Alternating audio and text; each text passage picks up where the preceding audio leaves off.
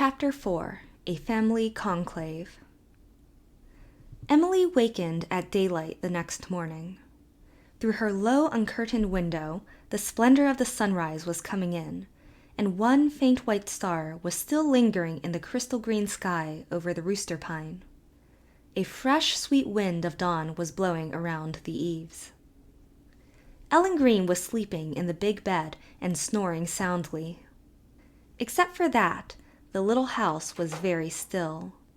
It was the chance for which Emily had waited. Very carefully, she slipped from her bed, tiptoed across the room, and opened the door. Mike uncoiled himself from the mat on the middle of the floor and followed her, rubbing his warm sides against her chilly little ankles. Almost guiltily, she crept down the bare, dark staircase. How the steps creaked! Surely it would waken everybody. But nobody appeared, and Emily got down and slipped into the parlor, drawing a long breath of relief as she closed the door. She almost ran across the room to the other door. Aunt Ruth's floral pillow still covered the glass of the casket. Emily, with a tightening of the lips that gave her face an odd resemblance to Aunt Elizabeth, lifted up the pillow and set it on the floor.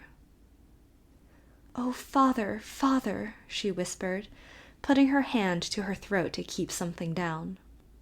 She stood there, a little shivering white-clad figure, and looked at her father. This was to be her goodbye. She must say it when they were alone together. She would not say it before the Murrays. Father looked so beautiful. All the lines of pain had vanished. His face looked almost like a boy's, except for the silver hair above it. And he was smiling. Such a nice, whimsical, wise little smile, as if he had suddenly discovered something lovely and unexpected and surprising. She had seen many nice smiles on his face in life, but never one just like this. "Father, I didn't cry before them," she whispered. "I'm sure I didn't disgrace the stars. Not shaking hands with Aunt Ruth wasn't disgracing the stars, was it? Because she didn't really want me to. Oh, Father, I don't think any of them like me, unless perhaps Aunt Laura does, a little. And I'm going to cry a little bit now, Father, because I can't keep it back all the time." She laid her face on the cold glass and sobbed, bitterly but briefly. She must say goodbye before anyone found her. Raising her head, she looked long and earnestly at the beloved face. "Goodbye, dearest darling," she whispered chokingly. Dashing away her blinding tears, she replaced Aunt Ruth's pillow, hiding her father's face from her forever. Then she slipped out, intent on speedily regaining her room. At the door, she almost fell over Cousin Jimmy, who was sitting on a chair before it, swathed in a huge checked dressing gown, and nursing Mike. "Shh," he whispered, patting her on the shoulder. "I heard you coming down and followed you. I knew what you wanted. I've been sitting here to keep them out if any of them came after you. Here, take this and hurry back to your bed, small pussy." This was a roll of peppermint lozenges. Emily clutched it and fled, overcome with shame at being seen by Cousin Jimmy in her nightgown. She hated peppermints and never ate them, but the fact of Cousin Jimmy Murray's kindness in giving them to her sent a thrill of delight to her heart. And he had called her Small Pussy, too. She liked that. She had thought nobody would ever call her nice pet names again. Father had had so many of them for her. Sweetheart and Darling and Emily Child and Dear Wee Kidlet and Honey and Elfkin. He had a pet name for every mood, and she had loved them all. As for Cousin Jimmy, he was nice. Whatever part of him was missing, it wasn't his heart. She felt so grateful to him that after she was safely in her bed again, she forced herself to eat one of the lozenges, though it took all her grit to worry it down. The funeral was held that forenoon. For once, the lonesome little house in the hollow was filled. The coffin was taken into the parlor, and the Murrays as mourners sat stiffly and decorously all round it, Emily among them, pale and prim in her black dress. She sat between Aunt Elizabeth and Uncle Wallace and dared not move a muscle. No other star was present. Her father had no near living relatives. The Maywood people came and looked at his dead face with a freedom and insolent curiosity they would never have presumed on in life. Emily hated to have them looking at her father like that. They had no right.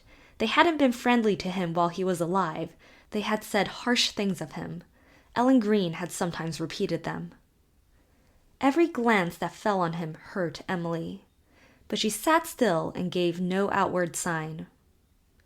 Aunt Ruth said afterwards that she had never seen a child so absolutely devoid of all natural feeling.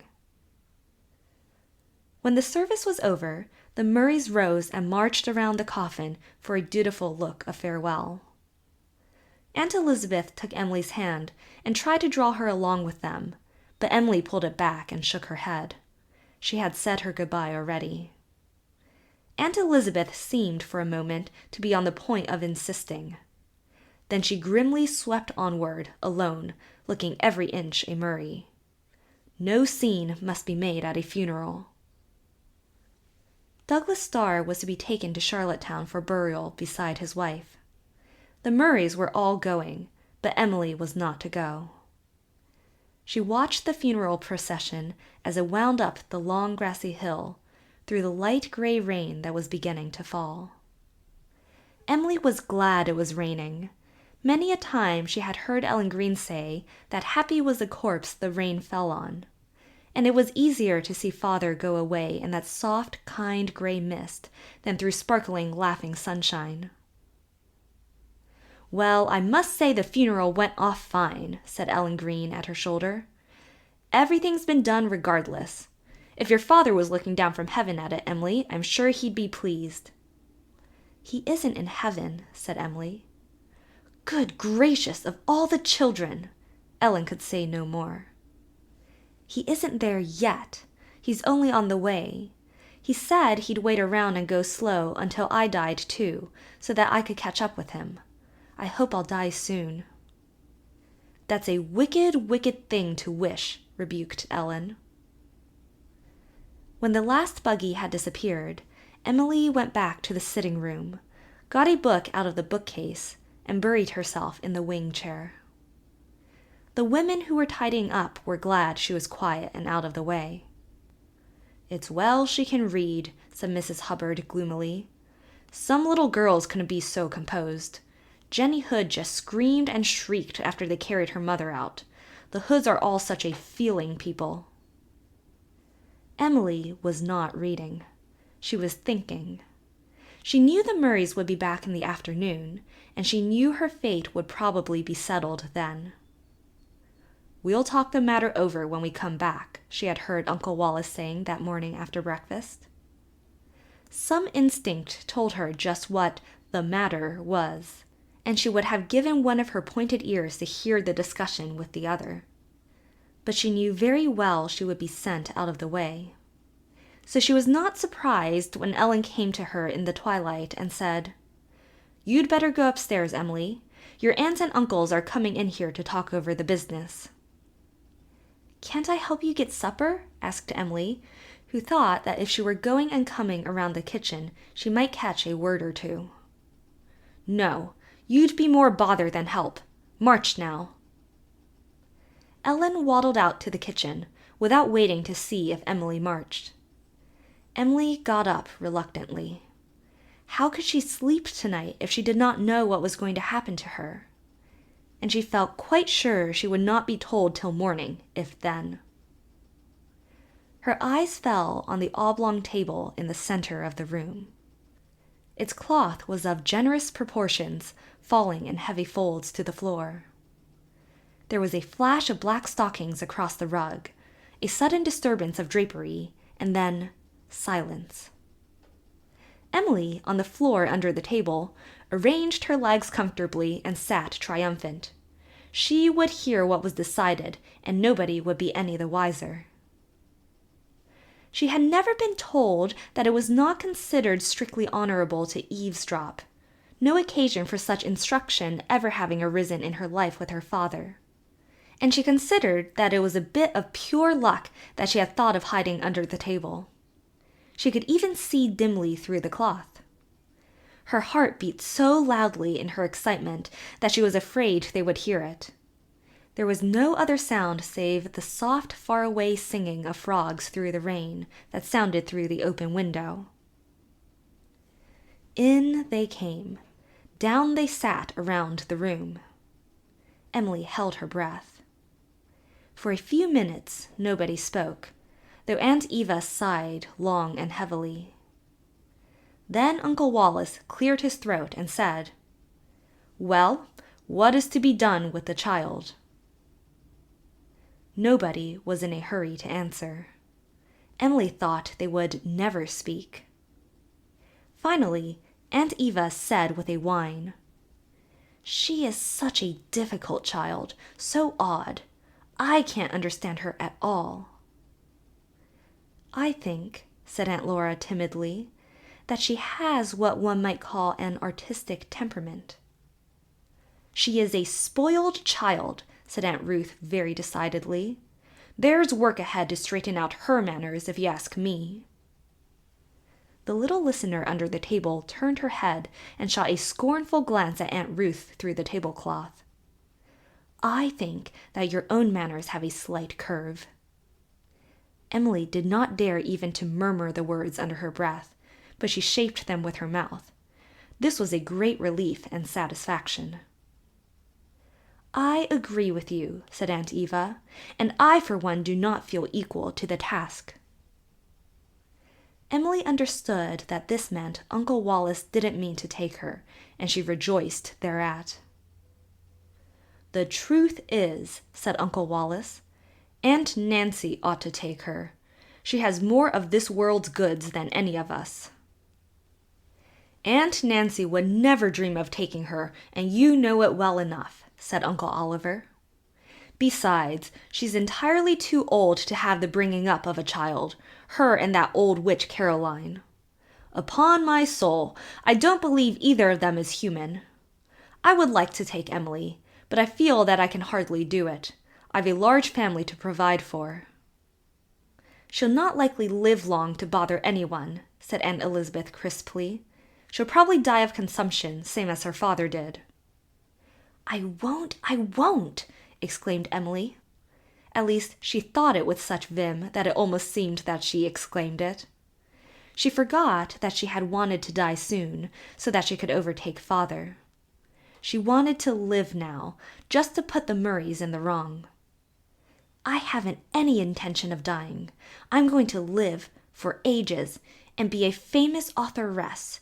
You'll just see if I don't, Aunt Elizabeth Murray."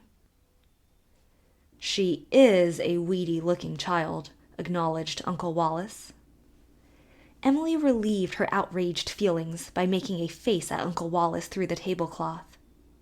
"If I ever possess a pig, I'm going to name it after you," she thought, and then felt quite satisfied with her revenge. "Somebody has to look after her as long as she's alive, though, you know," said Uncle Oliver. "It would serve you all right if I did die, and you suffered terrible remorse for it all the rest of your lives," Emily thought. Then in the pause that happened to follow, she dramatically pictured out her funeral, selected her pallbearers, and tried to choose the hymn verse that she wanted engraved on her tombstone. But before she could settle this, Uncle Wallace began again. "Well, we are not getting anywhere. We have to look after the child." "I wish you wouldn't call me the child," thought Emily bitterly. "And some of us must give her a home. Juliet's daughter must not be left to the mercy of strangers.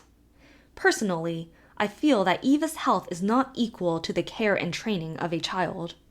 "Of such a child," said Aunt Eva. Emily stuck her tongue out at Aunt Eva.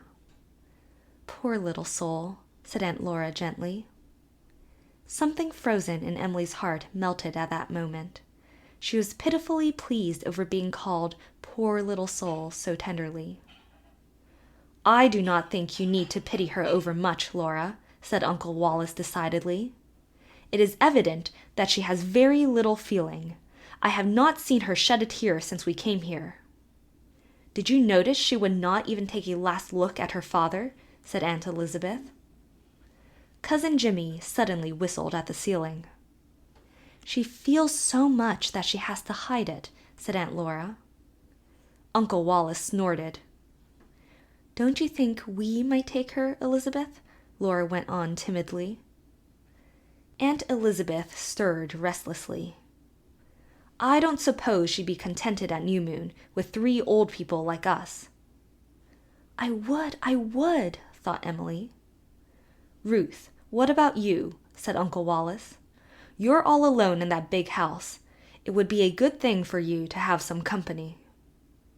"I don't like her," said Aunt Ruth sharply. "She is as sly as a snake." "I'm not," thought Emily. "With wise and careful training, many of her faults may be cured," said Uncle Wallace pompously. "I don't want them cured." Emily was getting angrier and angrier all the time under the table. "I like my faults better than I do your... She fumbled mentally for a word, then triumphantly recalled a phrase of her father's. "Your abominable virtues." "I doubt it," said Aunt Ruth in a biting tone. "What's bred in the bone comes out in the flesh. As for Douglas Starr, I think that it was perfectly disgraceful for him to die and leave that child without a cent." "Did he do it on purpose?" asked Cousin Jimmy blandly. It was the first time he had spoken. "He was a miserable failure," snapped Aunt Ruth. He wasn't! Screamed Emily, suddenly sticking her head out under the tablecloth between the end legs of the table. For a moment, the Murrays sat as silent and motionless as if her outburst had turned them to stone. Then Aunt Ruth rose, stalked to the table, and lifted the cloth, behind which Emily had retired in dismay, realizing what she had done. "Get up and come out of that, Emily Starr," said Aunt Ruth. Emily Starr got up and came out. She was not specially frightened. She was too angry to be that. Her eyes had gone black and her cheeks crimson. "What a little beauty! What a regular little beauty!" said Cousin Jimmy. But nobody heard him. Aunt Ruth had the floor. "You shameless little eavesdropper," she said. "There's the Starr blood coming out. A Murray would never have done such a thing. You ought to be whipped." "Father wasn't a failure," cried Emily, choking with anger. "You had no right to call him a failure. Nobody who was loved as much as he was could be a failure. I don't believe anybody ever loved you, so it's you that's a failure, and I'm not going to die of consumption." "Do you realize what a shameful thing you've been guilty of?" demanded Aunt Ruth, cold with anger. "I wanted to hear what was going to become of me," cried Emily. "I didn't know it was such a dreadful thing to do. I didn't know you were going to say such horrid things about me." "Listeners never hear any good of themselves," said Aunt Elizabeth impressively. "Your mother would never have done that, Emily." The bravado all went out of poor Emily. She felt guilty and miserable. Oh, so miserable. She hadn't known, but it seemed she had committed a terrible sin. "Go upstairs," said Aunt Ruth. Emily went without a protest. But before going, she looked around the room. "While I was under the table," she said, "I made a face at Uncle Wallace and stuck my tongue out at Aunt Eva." She said it sorrowfully, desiring to make a clean breast of her transgressions. But so easily do we misunderstand each other that the Murrays actually thought that she was indulging in a piece of gratuitous impertinence. When the door had closed behind her, they all, except Aunt Laura and Cousin Jimmy, shook their heads and groaned.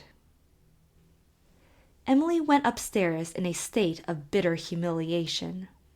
She felt that she had done something that gave the Murrays the right to despise her, and they thought it was the star coming out in her. And she had not even found out what her fate was to be. She looked dismally at little Emily in the glass. I didn't know, she whispered. But I'll know after this, she added with sudden vim, and I'll never, never do it again. For a moment, she thought she would throw herself on the bed and cry. She couldn't bear all the pain and shame that were burning in her heart. Then her eyes fell on the old yellow account book on her little table.